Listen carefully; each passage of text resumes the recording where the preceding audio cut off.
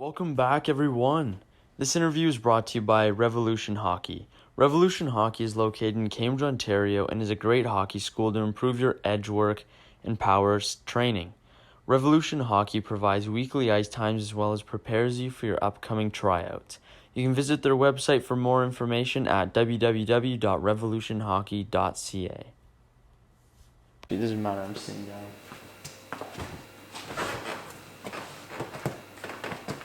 All right, what is up? We're back. We'd just like to address the little 2-week pause we had, or slowdown. Is that we're all going in our final year of we're in our final year of high school, so we're just adjusting to that, and everything's new for everyone right now. So we just wanted to get that out of the way. We regrouped. We're doing more stuff like this. This is the first one, so. As we go on for our in-person talks, we'll upgrade the quality, upgrade how the setup is, our little studio. But yeah, I wanted to get that out of the way, and also huge thanks to 1,000 Instagram followers. That's a pretty big deal for us from starting with nothing. So big milestone. Yeah, so I want to thank everyone for following and being a fan. Yeah, so this is the first in-person kind of podcast that we're doing. It's I like it too, because the things that we do with me and Keith, like the mind rubs and stuff, it's just super easy to do. So I think you'll probably be seeing more of this if we don't have our guests on and stuff. But yeah, I think we're just gonna talk about some sports stuff and just get into it. So I think we have... And Matt's in the corner. Matt's in the corner there, yeah. I'm here.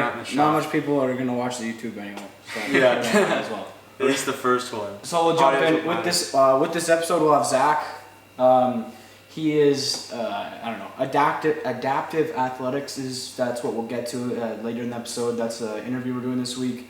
He has very good insight. We're going to dive deep in mainly recovery stuff. He's very big on training, recovery, and living a healthy lifestyle. So that'll be something interesting. And then next week we'll have Joe Underwood. He played in the OHL for years and went on to coach. So he'll be an interesting one too. But we'll talk about some football and hockey. I'm ready for the hockey though. Are you guys ready for hockey, boys? Yeah, yeah. So all right, we got our brackets up. This is the predicted NHL. Should we? I'll put this in the camera quick for the YouTube viewers. I don't know if it'll focus up. I guess that doesn't make it focus either. No. A little bit. You can see it a little bit. We're quite off. Yeah, we made this bracket. It's the charged up NHL playoff predictions about 6 weeks ago. And as Matt said earlier, that I think no one was really close. Yeah, no one was bang on, and what it finally. Yeah, and we were pretty far off. Boys, just go through. Nate, I don't know how much you watched. Keith, I know Nate watched a bit. Go through a couple of things you noticed from the playoffs. Caught you off guard? I mean, obviously, I watched every game from the Leafs game, and I think Columbus had a pretty good squad going on, pretty good for them. But Dallas was super underrated, and I think they're a really good underdog that finally made it through. But I mean, it's not looking good the last couple of games with them. No.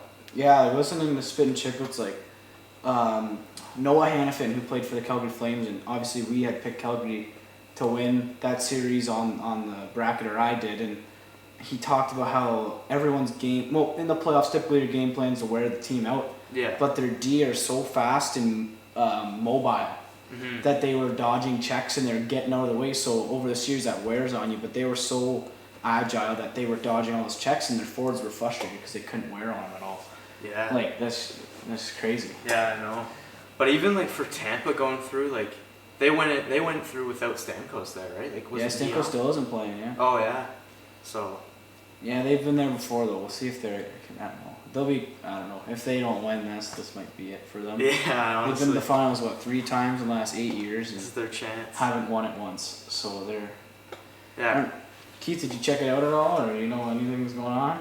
Yeah, no, I've been kind of I think Keith's more football. And we'll get into football stuff. But we're watching the one game and Tampa's swooping, it's nothing.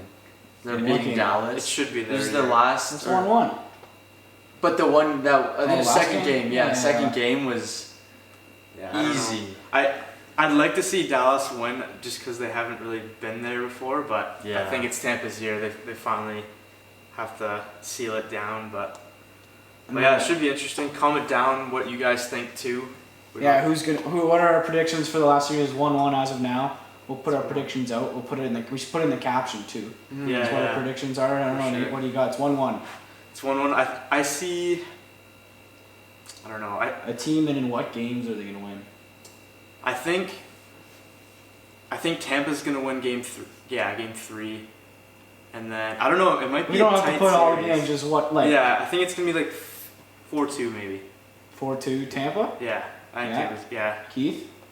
I think Tampa's gonna win it all. I want Dallas to win just because they're the underdogs, but Tampa's definitely. I have a feeling they're gonna pull this off. Tampa and what? Nate's got Tampa in 6 then? Tampa in 6. Yeah. I mean 5. 5. They're They're gonna probably win the gonna next win. 3 games. There's I don't know. Compared to last game. I'm gonna I don't go know. Dallas in 7. Oh, That's what okay. I'm putting. Alright. I can see Game 7 coming. in That'd be a good series. series. That would be Dallas pretty and cool. I think there's a 7 coming. I don't know what it is. And I'd like to talk about the McKinnon and how disappointed I was that Colorado didn't win. Yeah. So let me pick your brain about McKinnon. I know you. He's Has I some think faith. he's- He's a good player. he's like, still in top 3 scoring in the Yeah. playoffs, and he got eliminated a round and a half ago. Yeah. And he's still in the top 3. Like he had he had a point in every single game until they lost. True. Game 7, he had a point every single game in the playoffs. He was unbelievable. Yeah. I think. I feel don't- like everyone was like really getting on that Avalanche band. Like we had them going all Yeah. the way. I'm pretty sure. Yeah, I don't know. I just Yeah, our like the prediction was Avalanche and Philly. Yeah. Philly too. What happened to Philly? Lost to the I haven't Islanders. really watched too many of the seasons. Oh, the Islanders. They lost to the Islanders. That was a tough goal, but I don't know. Barzal was playing out What of else his was mind. here? They were kind of close. Yeah, it was close. Yeah, and then Vegas Vegas, yeah, I don't necessarily root for Vegas kind of at fell all. off. We did get Vegas had in the conference finals already. Yeah. Colorado, again. Vegas. So hey, we got one right, but I don't know. I still can't believe Colorado lost that game 7 in overtime. Yeah. Oh no, conference was Calgary and Oh yeah, we Colorado. took Calgary over Vegas. I mean, which I did. don't know. Calgary was a couple bounces away too. Like said, listening Noah Hannafin, like they were 2 bounces away from moving on in that series. So that was a heartbreaker. But Yeah. last thing I want to jump into, you guys remember who you picked for the Calder Trophy Calder Trophy. and the what is it? Not Ted Lindsay. Whatever, MVP. Do you guys Oh, remember? I think I picked our McDavid. first ever episode. So for MVP, Oh, yeah, I remember I do I had remember this. McKinnon. Yeah. I think I had McKinnon too. I Or- think James must have picked Draisaitl and Draisaitl, whatever. Yeah. You guys know what I'm talking. Hey, Yeah. he did. He ended up winning the MVP, and then Draisaitl did, or Yeah. Yeah. Cale Makar won the Calder. Mm, And Carter Hughes. I don't know. I picked Makar. I don't know what you guys picked. Cale Makar. I don't remember. if I it was can't even remember Hughes or back Makar. then. Yeah. But I thought that'd be cool. But to pull up that episode and figure out what we actually picked. Yeah, Mm. that'd be cool. But now 8 months later, and they finally announced the winner. So Yeah. James, you guessed it right if you're watching this. yeah. R.I.P. James. But I think it's like before we go into that was pretty solid for hockey. We got our brackets in. yeah. But I think before we jump into football, it's pretty crazy that we're almost at 50 episodes too. Yep. Yeah, it's been. And it like 8 months ago we did our first episode. Yeah. That is pretty crazy. Is it 8 months ago? Or It's not 8 when did months we ago. six, Maybe six, 6. six. for Sorry. Sure. 5 or 6 for sure. We started in. It's 5 more likely. I think Yeah. we started in like May. April. Yeah. It's whatever April We, like, is. It's planned like it beginning of in April. June, July, August, September, 5. Almost 6. Almost 6. Almost. So 8's a Yeah. stretch. It's a bit of a stretch, but no, it's 50 episodes is pretty insane though. Like, and to be sponsored yeah. after 15 episodes is pretty nuts. Yeah. 20 episodes maybe is pretty nuts. So Yeah. I mean, Yeah, like, thanks honestly, again. like to get like real, like, I would have never guessed. Like, I feel like everyone, like, I was even saying to Keith, like, we all kind of have a special part in the Charge Up show. Like, I feel like Matt gets majority of like our guests. Like, he does all that kind of behind the scenes stuff, and then like Keith, even like preparing the questions. I'm more the editing stuff. He's got all the camera gear. Like, we all kind of bond and like have that different Yeah, strength everything to works. produce it. So it's been pretty cool, and like, I mean, even looking back on it, like we've came a long way to actually like getting a routine to like doing it every week. So it's been pretty crazy. Yeah, and I think too now we're structured. We hit our 1,000. We got our sponsors now, where we get into a structure of once a week we're hammering out an episode. And Yeah. for that 3 episodes a week, it was everywhere and it was nuts. And it's still gonna be like that with guests, but I think we're gonna look into getting some mics soon too once our next sponsorships roll around and all that good stuff to try to make it even better. And maybe some lighting. Some lighting too. Yeah. Yeah. Well, I think we'll go microphones first. Yeah, microphones first, and then I'm getting too ahead of myself. Live episodes don't really go too far, right? So let's jump into football. I don't know too much, but I will start with one thing. Do this many guys tear their ACL no. the first week of the season? I saw a meme there. It is like what even are ACLs Who is anymore? it? Like you hear no good thing about ACLs. Yeah. Saquon McCaffrey, right? That's what you say? McCaffrey, and then the San Fran. Nick Bosa. Nick Bosa, yeah. There's literally San Francisco are getting picked apart because Our defense is screwed. By the way, we're San Francisco fans. Yeah. And Bills Mafia. Yeah. Bills. But yeah, I like just to say something about the Niners, but we're getting picked apart. Like we had a scary close call with Jimmy G. He's coming back I think week 3. But even like Nick Mullins is he's pretty steady too if we have him as a backup, but we'd like to see Jimmy G in there. Yeah, I feel like in whole, 49ers are not looking good defensively. Basically, like everyone though. Like I know. it's Like, we were thinking before. Like usually, I think maybe their off season was cut short with training. I think that's an option, like of a reason. Potential reason. I don't think at all. They had a normal off season. What's that? The NFL. NFL. Yeah, they but didn't have any preseason. I know, but still, they had a normal preseason. Just more games. They didn't have enough. Like I'm pretty sure they didn't have a full training and getting ready.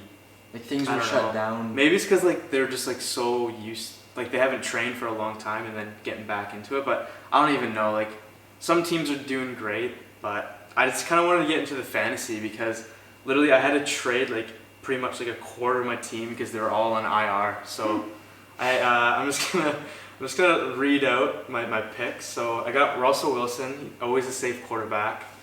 I got Mark Ingram, really sick pick last week. Nick Chubb, also really sick pick. Then Mike Evans, Taylor McLaurin, Zach Ertz, Laundry, Crosby, and then Ravens D. So that's like my starting lineup, which is pretty solid. Yeah. There's a lot of people who are like underrated, making a move this year, just because everyone's getting hurt, so they need to step up. So that's kind of a cool standpoint. Let's talk about my Bills now.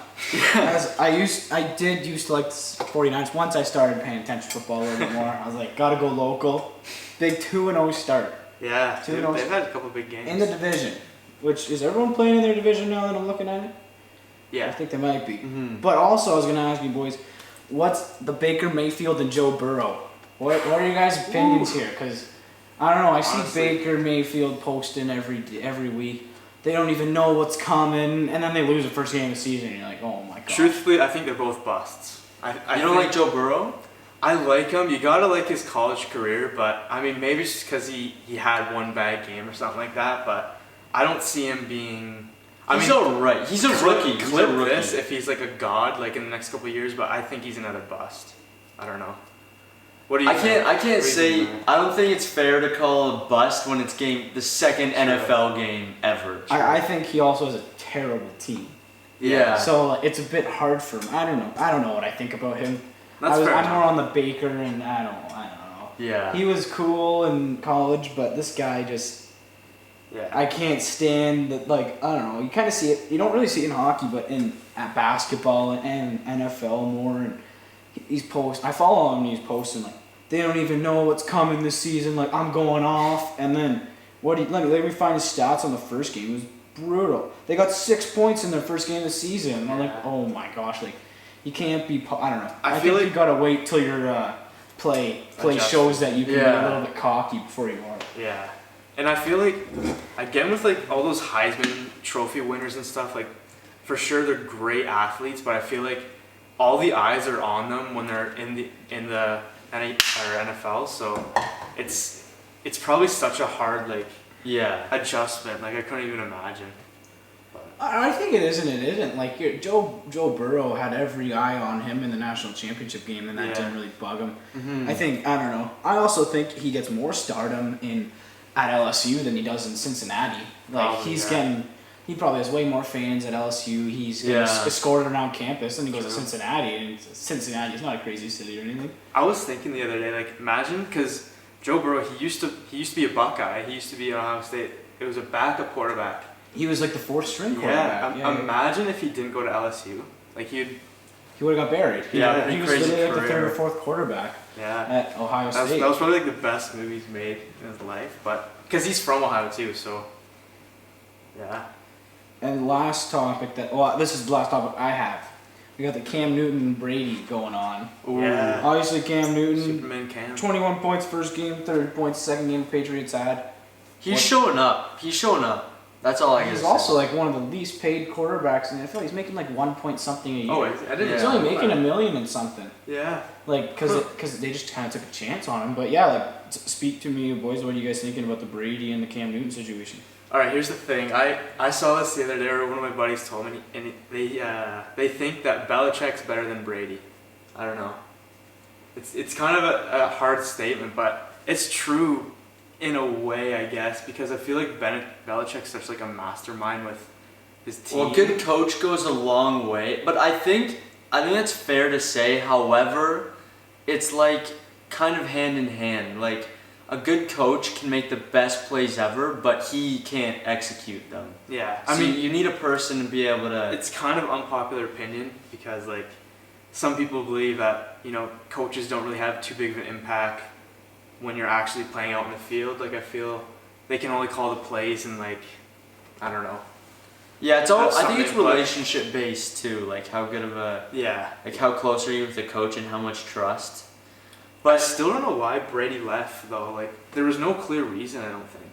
I heard he left. Also, don't make more money in Florida. Yeah. And he bought a big house in Tampa. I'm sure he did. So that was before he got traded, so he was happy. I think he didn't get traded. He signed there, did he not? Yeah. He signed.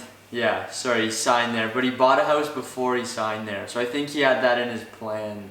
I don't know. I'm sure he kind of knew what was going on before even the season ended, where he wanted to go. But yeah. I don't know. I don't know. They were playing New Orleans, and I that's one of the games I actually knew was happening. And I was like, I don't think they're gonna win. Like, I could see New Orleans doing some damage. I think they're 1-1. But yeah. Drew Brees. I don't know. They're always good. They just can't get over the hump. But I don't know. Any year, you think their window's closing soon. It must be. I don't know. Yeah. They probably got a good 3 more years in them, but after that, they're done after 3 years. I think they got their window. And then that's another one about the Saints. Michael Thomas is out too. Another injury. Yeah, I don't think we can even keep track of the injuries. But like to end this off, I think going back to the injury thing, like injuries are so good for the backup players because, like, honestly, who's ever gonna start over McCaffrey or who's ever gonna like have that starting position? Who's gonna beat out Nick Bosa? Like no one is. So it gives other people opportunity to like show what they have, right? Yeah, but true. We are gonna miss Nick Bosa and everyone else. There's the thing. I feel like Barkley. Like I think he's such an outstanding player, but like he's on the Giants, so he doesn't have that. He doesn't have that team to kind of surround him. I guess and the thing with like I don't know if it's just me, but he goes for the most craziest plays. Like he's not afraid to hurdle. Like I don't know if you saw his last game. It's because he's his legs are as big as a tree. He's massive. But I think that's pretty good for football talking. This was a pretty solid first live with the 3 of us. Yeah, I wouldn't mind touching on the MLB quick if you guys don't. Sure. Oh yeah. You guys pay attention at all, or? Honestly, I only pay attention for the Jays because that pitcher is named, Nate Pearson. No. You don't know Nate Pearson on the Jays? No. Look him up. He's the backup pitcher. He's like a rookie pitcher. He's in the bullpen. Yeah. That's probably why I don't know who he is. But And No, his IG is His IG's big name. which is yeah, kinda- so it's kind of weird. it's kind of jokes, but Yeah, go on with the Well, NLB. I guess you guys, the Jays might get a playoff spot. yeah, They're very close, but that's the only baseball team I watch. I don't keep up too. they're too just much. way too young. Like, they make so many. The amount of, I think they're definitely leading the league in base running mistakes. If you like, their guys are just sleeping on the base. They're getting picked off. Like Vlad, I don't know. Vlad is hitting. He's hitting whatever. He's hitting okay, but I watch the highlights every single morning, and he's getting like. He's just sleeping on the bases and he's making errors. I guess he's new at first base, wherever the baseball fans out there. And yeah, he's new to the position, but you're in the MLB, you got to figure it out. And he's not used to these. But like the amount of errors the Jays are making is ridiculous. Like I don't know if they rushed guys to the MLB. They're very young, but I don't know if they rushed them. But they're making way too many mistakes. Yeah, I mean it'd be sick if they had a playoff spot, but. We'll see. I don't know. I'm trying to figure. I haven't looked in a couple of days. I don't know.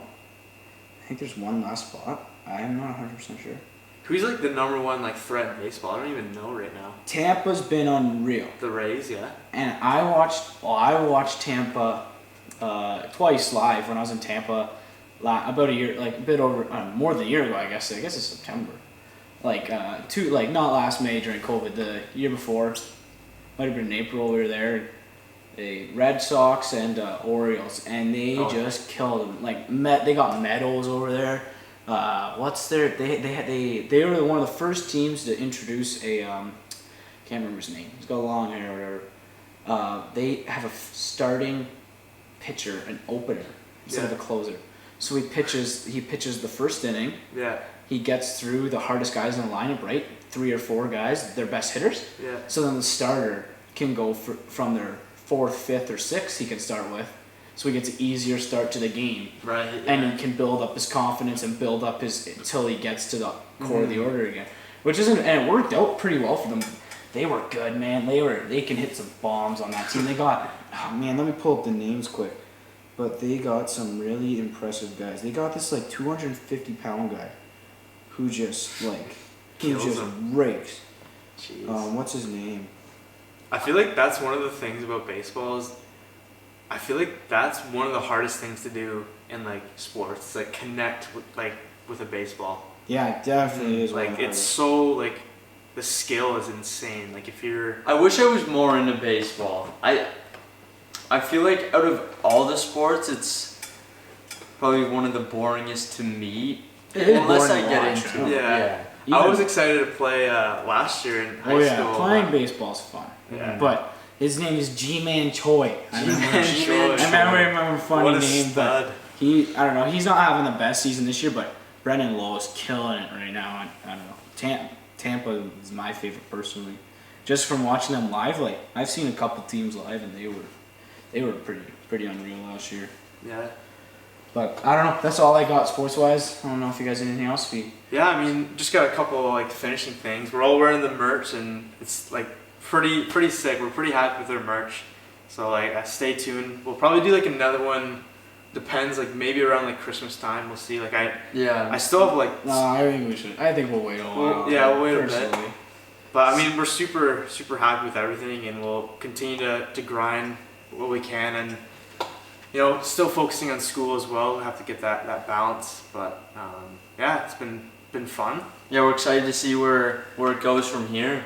Yep. Thanks everyone so much for listening, and we'll send it over to the Zach interview now, I guess. It's an awesome interview, so make sure to stay tuned. Stay listening. It's a great interview. Please welcome to the podcast, former University of Waterloo basketball player, now nutritional and strength coach, also wellness coach, Zachary Marchildon. Did I butcher that Thank again? you for having me. Sorry? Did I butcher that, or is that okay? No, that's perfect, man. The French twist and everything. Okay, so I obviously haven't seen you in over a year, probably now, maybe even more. Yeah. What have you been up to since you finished school? Yeah, so, I finished school before I saw you, and that's when I started working at NLPT. Oh, okay. So that was that year. Yeah, with that summer training with you guys. And then I'm currently still in school doing my master's in osteopathic manual sciences. Okay. And Yeah, so in December, that's when I left NLPT, and I've been working at Lifetime Athletic here in Mississauga, and still going to school part-time online. So how are you finding that school online? So it's pretty weird. Like our school, because it's a manual therapy, it's super hands-on, right? So then getting moved online, like so we don't use Zoom. We use something similar. I forget what it's called. So it's like the teacher, trying to set up the camera to show us stuff, and so it's been a little bit weird and tough to get used to. But I've been lucky enough where I have some friends in the program. You might even know a couple of them who work at NLPT as well, who've been helping me out with the manual stuff, and then still getting our anatomy and physiology and all that stuff going online. So that part's fine. It's just the manual part that's a little bit weird for us. Yeah, for sure. And what was it like transitioning, obviously, from your undergrad to postgrad? It's a good question. Like, it's not a regular master's. Like, it's kind of a private school. Yep. So it's similar to like chiropractic or naturopathic medicine. So, like the organization is a little bit different. Like, it's not as organized necessarily as a university, but you get a lot more one-on-one time. And like my ability to learn things through that style, it was a lot better than like the university style. You're in a class of 300 people. There's one professor, maybe a TA, so you don't get that same one-on-one time. But the organization of how things are handed out is a little bit different. So, but I enjoy it. I like it a little bit more, to be honest. So, yeah, awesome. So we'll get right into the start now, slowly work our way to current. And obviously you ended up playing basketball. You're not the tallest guy. You're tall, No, but I'm not. I believe you can jump.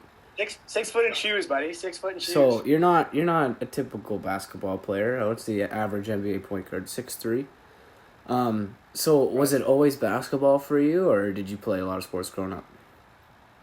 So I actually grew up in a hockey family. Like my dad played hockey.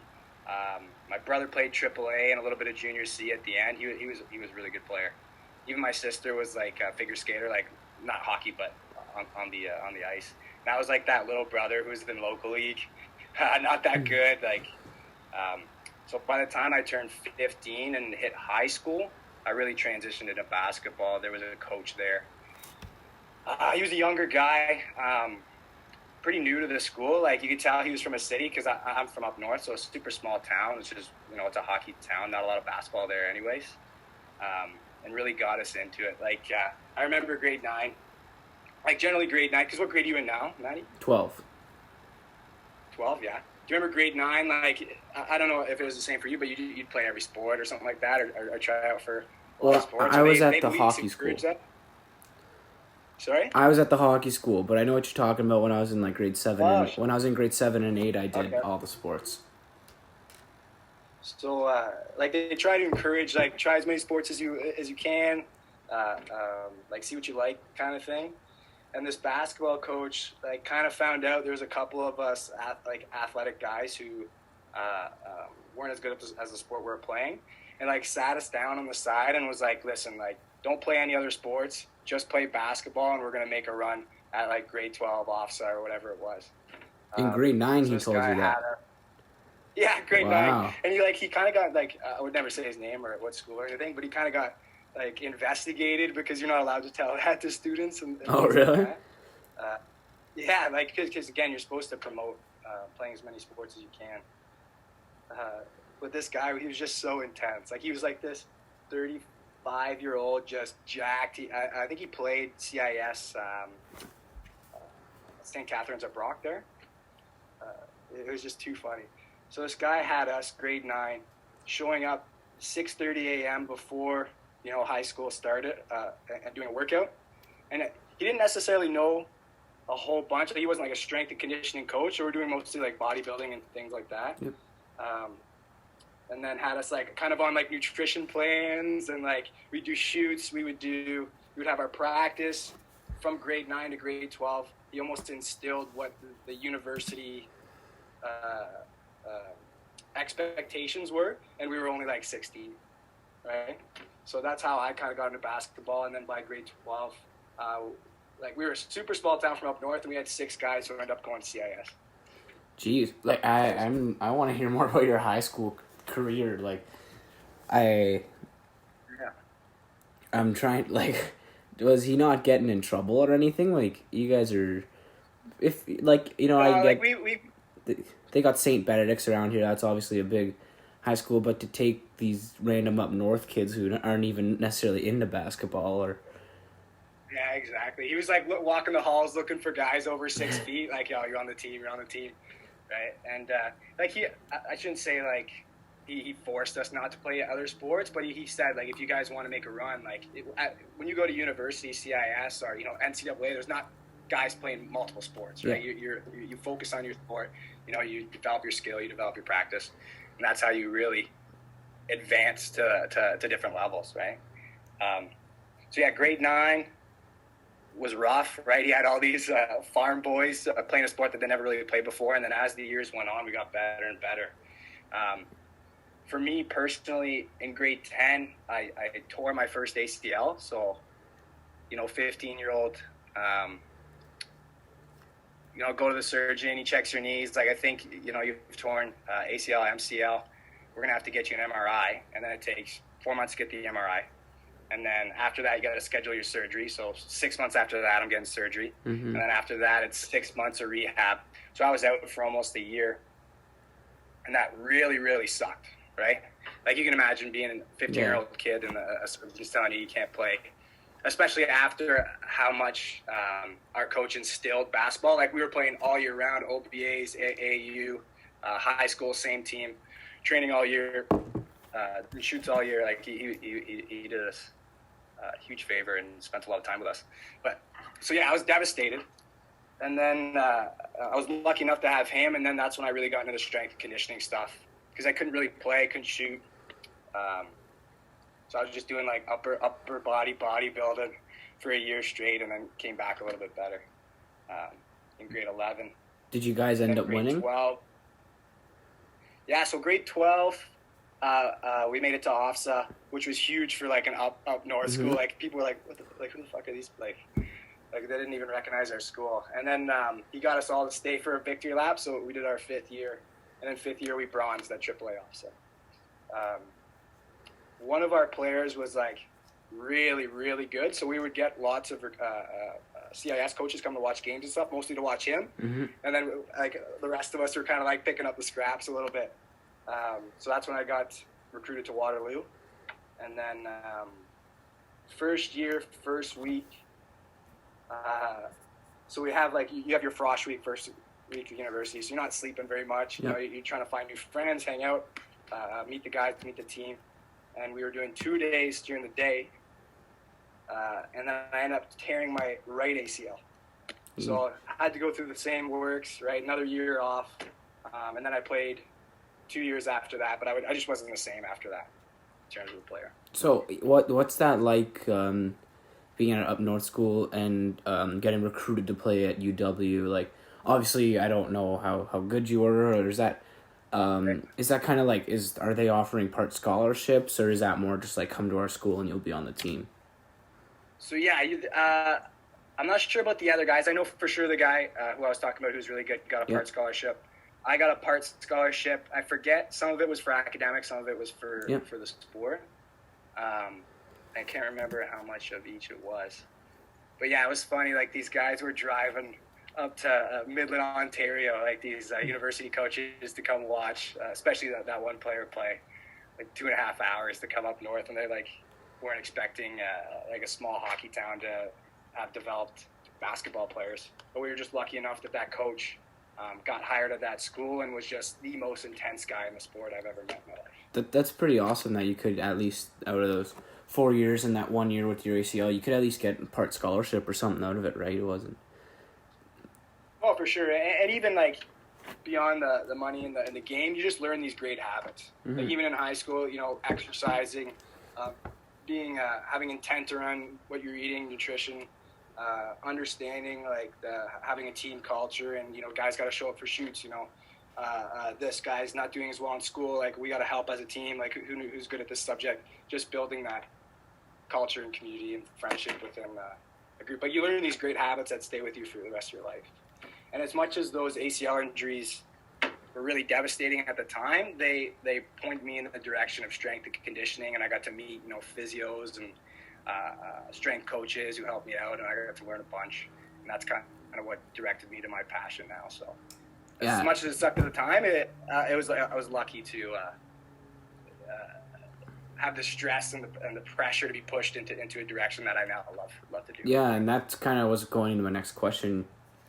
You kind of answered it, and it's cool how you can also kind of assume, like, I'm thinking, oh, like my next question is, where did your love come for wellness and strength and conditioning? And you can see, like, oh, I tore my ACL twice. Like, you can see how if you would fall in love with the process and not fall in love with it, but you find it very interesting and you become passionate about it and helping other people go through that.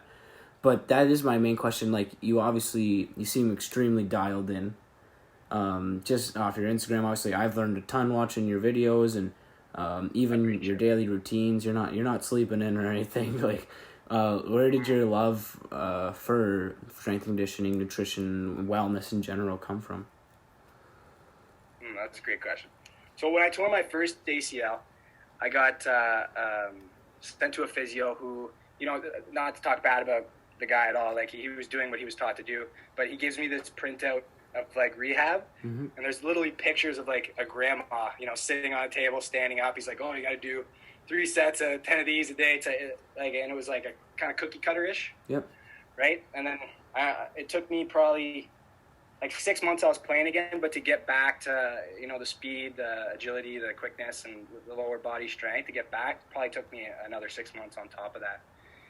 So when I tore my second ACL, I was like, there's got to be a better way to do this. So rather than going, like, I had a lot of help from the ATs and stuff on staff there. They were great. But I just Googled, like, NBA ACL rehab schedule or something like that. And I found this PDF that just dove deep into everything, strengthening anterior chain, balance, proprioception, all these concepts I hadn't heard before. And at the time, I wasn't even in kinesiology yet at the school. I was in a science and business program. And just doing that, learning about all that, it's like, you're learning the stuff in school, and then you're learning the stuff you really like, and you're noticing that the stuff you really like is sticking in your head better, right, than the stuff that you kind of have to learn because it's school. So that's when I switched programs. I got into kinesiology, and then the stuff that I was passionate about learning at home was like not exactly the same, but similar to the stuff I was learning at school, and that just drove the learning process and the passion even further. For sure. So, sorry, we're kind of bouncing around a little bit. I kind of jumped the gun on that question because I was pretty interested. No worries.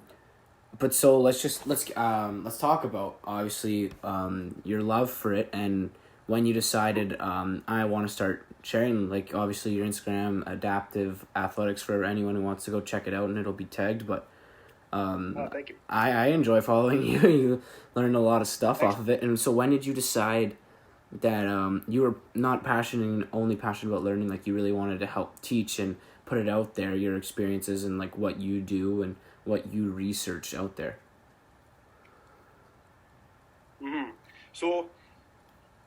So what I notice is that it's one thing to like learn about something, and then it's another thing to practice it and experience it, right? So when you learn about strength and conditioning, like you see some coaches who might not practice what they preach or whatever, so it's tough, or maybe have never had, but like enjoy learning about the process, but don't have the experience personally. It's just not the same conversation that you can have with the person that you're teaching, right? Like if you're getting nutrition advice from someone who maybe is overweight or something like that, it's tough to. I'm trying to say this without trying not to be mean, but I know what you mean. Have that same relationship. So it's like if you have a coach or a parent or something like that you don't respect, or maybe you don't trust their advice, it's very tough to take advice from that person, right? Whereas if you have a really good relationship with that person, you have a lot of respect, maybe they're a mentor, it's easier to accept that advice for yourself. So for me, it was learning this stuff, practicing this stuff, and then finding this crazy, crazy benefit, and then finding out how I could share it with others because it's benefited me in so many ways. Like anything health and wellness, I know like right now we're kind of strength conditioning, but nutrition, recovery, mental health, all that stuff is going to feed into whatever your goal is, even if it's not health related. right? Health and happiness are totally interrelated, and they feed off each other, and then they're going to feed into whatever other goals you have. So just to answer that question would be experiencing it myself, and then wanting to share the experience with others would be why I got into it. And what are some of the current things we talked about before I messaged you? You're talking that you're pretty into recovery practices right now and sharing, and Yeah. so why don't you touch Sure. on that a little bit and teach me a little bit and teach all of our listeners a little bit? Just a quick All right, snippet. sounds good. So let me know if I get too long in the tooth here, because I know. Yeah, we might run out of time, so then we'll just start a new one. Okay. Just let me know. Just if it all closes down. But when it comes to like optimization in general, or any, not even just for an athlete, but for general population, or a lot of the people I've been working with are general population, but they're like CEOs, or they have busy schedules and things like that, where they still want to optimize, even though it's not necessarily just for athletic performance. It's just, they want to be functioning at 100% always. So if you look at just optimization, you break that down into 4 categories or pillars, what we call it, would be exercise, which a lot of people got dialed in. Nutrition, most people got dialed in to some degree, or at least they have some sort of intent behind it. Mental health and recovery are the last 2 that I don't think people talk about enough. So today we're going to talk about recovery. If you think about what recovery is, it's literally when the adaptation occurs, right? It's when the magic happens, is when the body heals and becomes stronger from whatever stimulus you put it through. So if you think of exercising as breaking down the house, right? Recovery is when you build it back up stronger. Nutrition is what, the blocks that you put on. So it's just something I find doesn't get utilized enough intently, right? So in university, I was the king of like recovery days. Sundays, we didn't have practice, workouts, or anything. So the boys would come over, we'd sit and watch Netflix all day, order Taco Bell, and that was our recovery day, right? And thinking back now, it seemed like because you're not doing the exercise or whatever you're doing on that weekly basis, you're recovering. But if anything, that's just putting more stress on the body, right? You're sitting in a position all day that you're not moving from. You're watching whatever TV. I know it's get talked about a lot in sleep. It's very stimulatory. Did I lose you? No, you're good. Okay. Oh, there you are. And then you're feeding all this like essentially poison into your body. So you've stressed the body even more, right? You haven't allowed it to actually recover. You stressed it even more. So when I break down recovery, I kind of break it down into 4 categories. So the first one, sleep, right? Gets talked about a bunch. Super important for recovery, but I find that it's easier said than done to get a good night of sleep. Like for yourself, like I remember when I was maybe grade 12, I was having trouble sleeping by then, but like from when I can remember till like 16, 17 years old, I could sleep like 15 hours, no problem at all. Like, do you find that for yourself? Yeah, I'm sleeping about 12 hours every night right now. Yeah. I was always curious too with your age group, because I didn't get a cell phone until grade 10 or 11, I think, is when it started being big. And then you're on Instagram all night and how that affects your sleep. So I was curious about your age group and how they're doing with that. So sleep, I won't go into like the nitty gritty, just practical takeaways for you guys and your listeners. So quality and quantity is what we're after. Generally, 8 to even 11 hours, depending on the demands that you're putting on your body. Some ways that we can improve sleep. Let's talk about going to sleep, waking up at the same time. Right, our body works off a circadian rhythm. That's like a 24-hour cycle. Right, so even if you're waking up, going to sleep at the same time during the week, and then you're changing that on the weekends, it's affecting that rhythm, and we want that rhythm to be aligned as often as possible and as consistent as possible, so that because that rhythm, there's like hormones involved, so that it'll start to tell you to go to sleep when it's time to go to sleep, and start to tell you to wake up when it's time to wake up consistently, right? Big one that a lot of people have trouble with, I call the 10-3-2 rule, would be no stimulants 10 hours before bed. So I'm not sure if you're a coffee drinker yet. No. Are you into the coffee yet? No. Okay. So university is when I started drinking coffee. You're drinking 5-6 cups a day. Coffee, things like caffeine have a 6-hour half-life. So you drink that at 4 p.m., it's still in your system at 10 p.m. when you're trying to sleep. Yep. No eating 3 hours before bed. another tough one for a lot of people, Yep, especially I athletes. can't do that. It's super tough, right? Especially like I just had a conversation with these basketball guys who I'm writing a nutrition program for, and some of these guys, 6'9", 170 pounds, they got to put on some mass, right? Yeah. So they have to eat 4,000 calories a day, and they're expected to do that within a 10-hour window. It could be super, super difficult. So just trying your best. Dinners socially is generally the biggest meal, but maybe trying to make breakfast and lunch a little bit bigger so that you can have that dinner a little bit smaller. And then the last one, super tough for people too, is no screens 2 hours before bed. I love Netflix. I love checking my phone before bed. There are ways you can get around it. Like I have these are just blue light blocking glasses, and then I got these funky ones you can buy off Amazon if you want to look super cool at night. They're like $10. That can help with that. That would be sleep. Would be category number 1. Category number 2, stress management. So, exercise, work, for you like school, studying, these are all stresses that we're putting into our body. And we need to balance the stresses with the recovery periods, or de-stresses is what I would call them. So if we think about, meditation's a big one getting talked about now. For every hour that you're putting into exercise, maybe you put 10 minutes into meditation for recovery. Gratitude's another big one. Getting a notebook, writing out a couple things you're grateful for. When you're grateful for something, you feel great.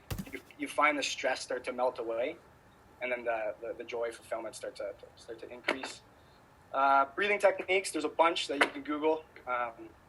When we control our breath voluntarily, it's one of the only muscles that's both involuntary and voluntary, and it works really, really closely with our autonomic nervous system. So it's a way that we can get away from, or if we want to amp up, right? If you start hyperventilating, you'll start sweating and amp yourself up. Or if you start breathing slow, you can bring yourself down and almost have a period of de-stress. Or a lot of people find that it can help them sleep. And then just periods of rest, right? So even I find, and this is a new thing I've been contemplating and thinking about during my own exercises, rest periods during your lift, right? What are you doing in that 2 minutes after your squat before that next set or that next circuit or whatever it may be? What's the intent there? Are you on your phone? Are you walking around talking to guys? Which if the intent is to build culture in the team, if it's a team training, then by all means. But if the intent is to recover, maybe instead of having the phone in your hand, you sit down, you breathe, you maximize that 2 minute recovery period. So that would be stress management. Nutrition's another big one. Like I said, that's going to be the building blocks to rebuild that house. The blocks that's being used, that's your nutrition. I think nutrition especially, people try and get too complex before they've earned it with consistency, right? So consistency of the fundamentals and the basics is going to get you 95% to your goal. And then once you've earned that, then you can get a little bit complex. Like you hear people are like, oh, I'm keto, but I'm going to McDonald's and eating McDonald's 3 times a week with no bun or something like that. Yeah. It's like, you haven't earned that complexity yet to be able to do something like that. Like, are you eating enough a day? Like we just talked about, you're a young athlete. You probably need like 3,000 calories just to maintain the demand you're putting on your body. What's the quality of your food like? Are you avoiding, fast foods, processed sugars, processed vegetable oils, getting lots of whole foods, getting your nutrient-dense foods, getting the proper amount of proteins, carbs, and fats? Like just those simple things on a consistent basis is going to get you a lot further than, being a vegetarian or a carnivore 1 day of every week or something like that, right? Mm-hmm. Consistency over complexity. And the last one would be movement. So I know movement is what got you in the situation in the first place. Movement can be a stressor, but it also can be a healer as well. So if we think about how our body heals itself, it heals itself through 4 pathways: nerves, arteries, veins, and lymphatics. 2 of those, so the veins and lymphatics, literally need muscles to contract to be able to push the fluid through, right? So if we're not contracting any muscles, that fluid just stays there, and then that means fresh blood or fresh nutrient-dense blood can't come into the other side, right? So going out for walks, whatever your warm-up is on a day you're going to lift, maybe you just go through that a little bit longer. maybe you go through your lift, but you take 50% off the weights. Just getting those muscles contracting, right, which the nervous system gets them to contract. You're going to push old blood out, getting fresh blood in. And those would be the 4 big things I would focus on for recovery. Awesome. That wasn't too long. No, that was great. You're gonna think I'm dumb. I guess I'm not a millennial. No way, man. Gen Z or whatever. That's why I got it all written down over here. It's But- a lot to remember. It's a lot to think about. And I think the most important thing, like I said, is just pick a couple basic things. What are the easiest things in your reach, right? In these categories. For sleep, maybe it's, tonight I'm going to shut the phone off half hour before I usually do. Maybe for stress management, I'm going to try 5 minutes of meditation tomorrow. For nutrition, I'm going to focus on, maybe I get my fitness pal and just 1 day a week I track to see, where I'm at. And for movement, instead of that Taco Bell, sit on the couch, Netflix day, maybe I spend half hour, an hour going for a walk or doing a little dynamic world. Just pick those easy things. And if you stay consistent with those, you're going to see benefit. Like there's no way that you can't, right? One of the things I wanted to touch on again is, are you a big, I don't want to say believer, but do you think that, or those blue light glasses is a great thing to, I know me and all the people my age, I don't really know anyone who isn't on their phone until they fall asleep. Not that it's a good thing. Yeah. Are you big on that those glasses can still help improve your sleep if you are watching TV or on your phone? So I've seen research that kind of flip-flops both ways. Like I've heard some people, it's like, it's not doing anything. Some people, it's like, yeah, it's worth it. When it comes to anything like that, you have to look at the pros and cons. So pro, there's people seeing benefit. Con, there's people not seeing benefit, right? Pro, these were $5. Those were $10. Is it costing me that much? Another pro is there's something called the placebo effect where, the tool itself might not even be doing anything, but because you believe in it, because you're optimistic about the potential of it working, and then you might see benefit that way. So that would be my thing. If the glasses were $300 and then now the cons outweigh the pros, and I can't afford $300 for something I'm not even sure really works. Yeah. So that's how I would look at anything like that, right? Yeah, it's not doing any harm. Exactly, right? Yeah, my girlfriend, makes fun of me when I put these on, but other than getting bullied, it's not too bad. Okay, awesome. I think we really covered everything. I hope people learned something. I'll probably clip some stuff from this episode. Thank you so much for coming on. Sweet, man. Thanks for having me. And if there's one thing I'd like to say, too, is, not a lot of people know, but, getting up in front of people, having discussions like this, sharing ideas, virtual or not, is super tough, right? And it's really good on you guys that you guys are getting into this, getting good at it. You guys are doing great. I checked out your Instagram. I heard a couple of the other podcasts. You guys are doing a great job. So that's what I'd like to say about that. Thank you. Yeah, thanks so much for coming on. No problem, man.